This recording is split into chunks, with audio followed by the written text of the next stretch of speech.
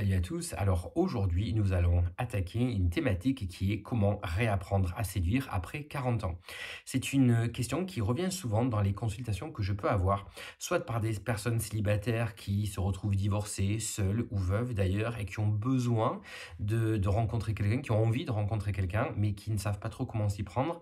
Et puis, ça peut être des couples aussi qui se sont un peu perdus de vue et qui ont besoin de réapprendre à se séduire. Mais avant d'aller plus loin, n'hésitez pas à vous abonner, à activer la cloche parce que beaucoup de personnes regardent mes vidéos mais ne pensent pas systématiquement à s'abonner. Certaines pensent qu'elles le sont déjà, mais ce n'est pas forcément le cas, donc n'hésitez pas à vous abonner pour ne pas louper de contenu sur les thématiques que je peux proposer en lien avec la séduction et la psycho.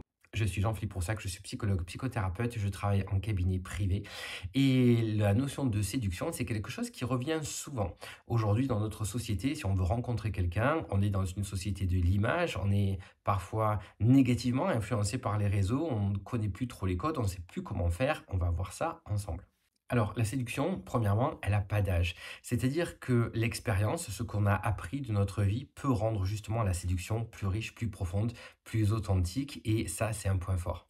Alors par contre, c'est vrai qu'après 40 ans, on se retrouve confronté à des défis très spécifiques en matière de séduction. Alors d'abord, il y a la peur du rejet. Après une longue relation, le fait de se remettre en piste, de revenir sur le marché du célibat, entre guillemets, ça peut être quelque chose de très intimidant. Il peut y avoir également la perte de la confiance en soi. Parce que avec les années, les changements physiques ou les expériences passées, eh bien tout ça, ça peut bien évidemment écorner l'image, la perception qu'on a de soi. Et puis, il y a, comme je vous disais un petit peu en préambule, l'évolution des codes de la séduction. Il y a maintenant les applications de rencontres, la société avance très vite et parfois on se rend compte qu'on est un petit peu dépassé, on ne sait pas trop comment faire. Alors justement, j'ai les résultats d'une étude sous les yeux qui date de 2024 qui parle du divorce gris, c'est-à-dire le divorce après 50 ans, qui serait en nette augmentation. Et ces divorces ont des conséquences émotionnelles et sociales significatives, avec notamment un sentiment de solitude et une perte de repères identitaires. Alors concrètement, comment on fait pour arriver à réapprendre à séduire? La règle numéro un, c'est de redéfinir notre identité. L'objectif, c'est de se reconnecter à soi-même pour mieux séduire. La première chose que vous pourriez faire, par exemple, c'est faire le point de vos qualités. Où c'est que vous en êtes? Si vous deviez vous décrire avec 10 qualités, lesquelles choisiriez-vous? Vous pouvez vous aider de Google, vous notez les qualités, les principales qualités, vous aurez une liste importante. Essayez de sélectionner toutes celles que vous pensez pouvoir vous attribuer. Pas celles qu'on vous attribue, celles que vous pensez avoir. C'est important de bien se connaître. Quand on veut séduire, déjà, il faut savoir où on en est. Et le fait de bien connaître ses qualités, c'est déjà quelque chose de très important. Ensuite, c'est important également de bien faire le point avec vos passions. Qu'est-ce que c'est qui vous fait vibrer dans la vie? En général, la notion de passion, elle est séduisante.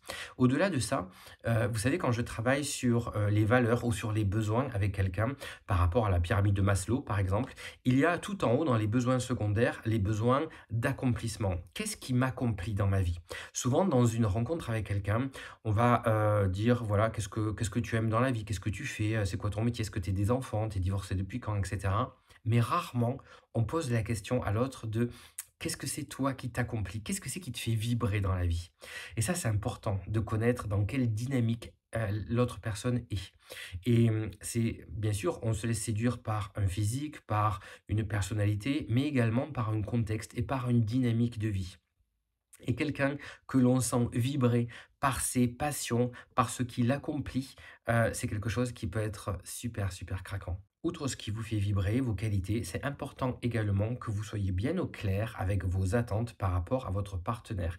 Quelles sont les qualités essentielles que vous recherchez chez quelqu'un? Si vous allez à un rendez-vous et que cette personne vous plaît, au-delà de l'apparence physique, posez-vous quand même cette question à un moment donné, est-ce que cette personne est capable de répondre à mes attentes? C'est super important d'être bien au clair avec ce que vous attendez après avoir identifié ce qui vous définit, ce qui vous caractérise. Voilà, donc le premier exercice déjà, c'est de se reconnecter avec soi-même, de faire le point sur qui on est aujourd'hui. Souvent, quand je reçois quelqu'un au cabinet et que cette personne est un peu perdue parce que elle fait un peu le bilan de sa vie, et cetera, on se reconnecte à soi. Voilà. Qui je suis, comment je me définis, comment je me vois aujourd'hui. Je ne suis plus la même personne que j'étais à 30 ans ou à 20 ans. J'ai changé, mes besoins ont changé. Ce qui me définit a changé. J'ai augmenté ma valeur personnelle, j'ai appris des choses, j'ai eu des expériences. Tout ça, c'est important de bien le connaître. Si je me connais bien, forcément, pour prendre ma place et être séduisant, ce sera plus simple.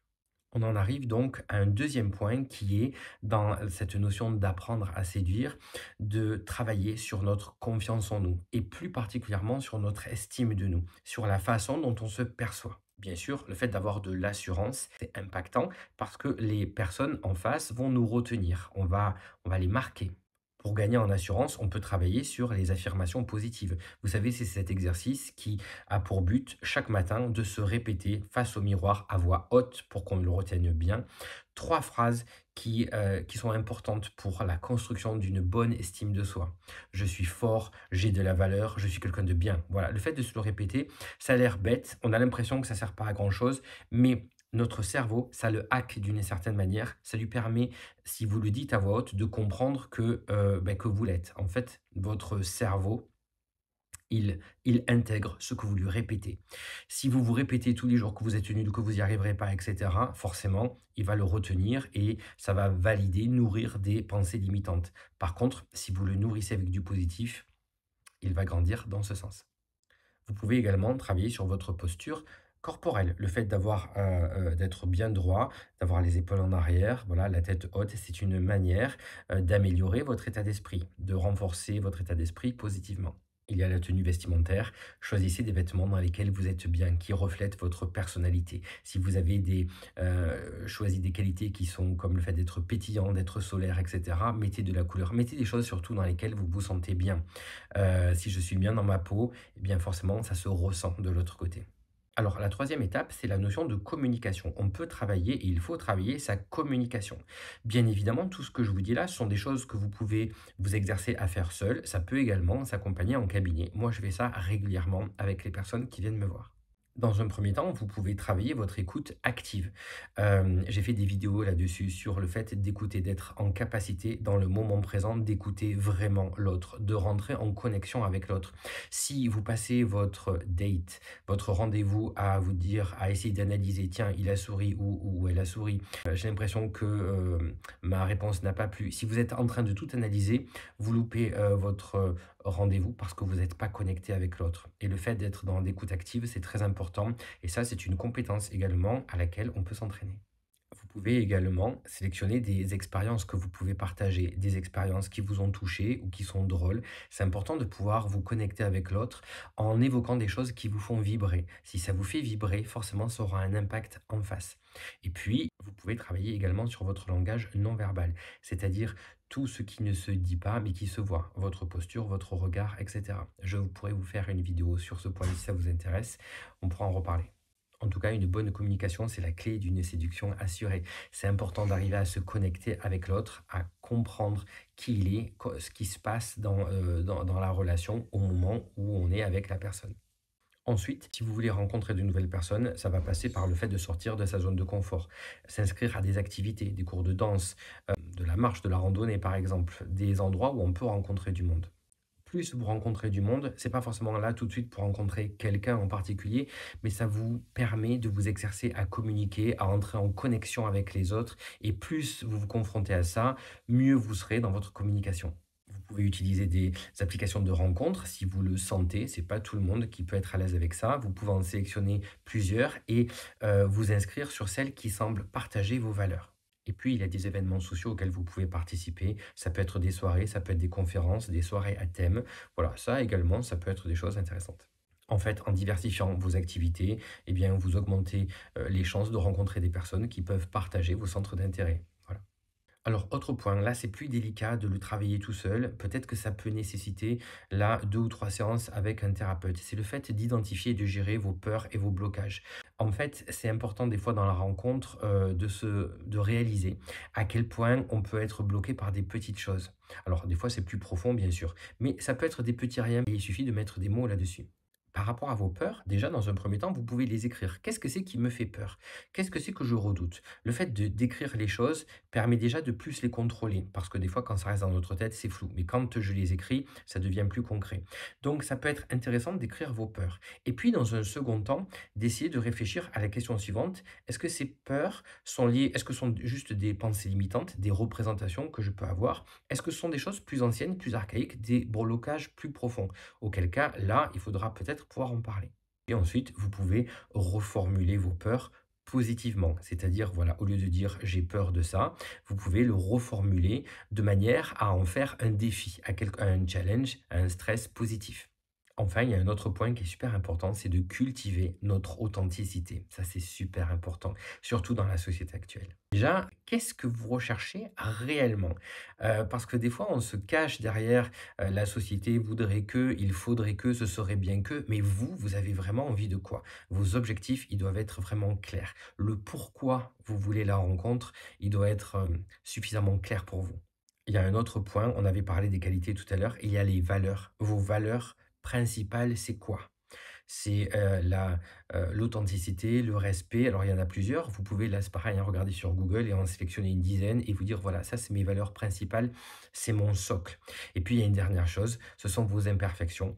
On a toujours l'impression que pour rencontrer quelqu'un, il faut que ce soit le bon moment, qu'on se sente parfaitement bien. Non, on va pas attendre que les planètes soient bien alignées. Bien évidemment, il faut avoir réfléchi un petit peu tout ça en amont, mais je pense qu'à partir du moment où vous acceptez qui vous êtes avec une vision claire sur vos défauts, certes, mais vos qualités, vos valeurs, vos imperfections, et c'est OK. À partir de ce moment où vous êtes dans l'acceptation de tout ça, c'est bien, c'est une très bonne chose. Et là, vous êtes prêt à prendre votre place, à poser vos limites et donc à gagner en assurance et à être plus séduisant.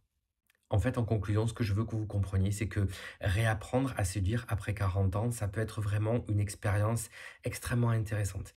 D'abord parce que c'est l'occasion de se redécouvrir soi-même, de se poser les bonnes questions. Et ça, c'est quelque chose de très instructif sur soi-même et on peut gagner en épaisseur. Ça, c'est vraiment intéressant comme étape.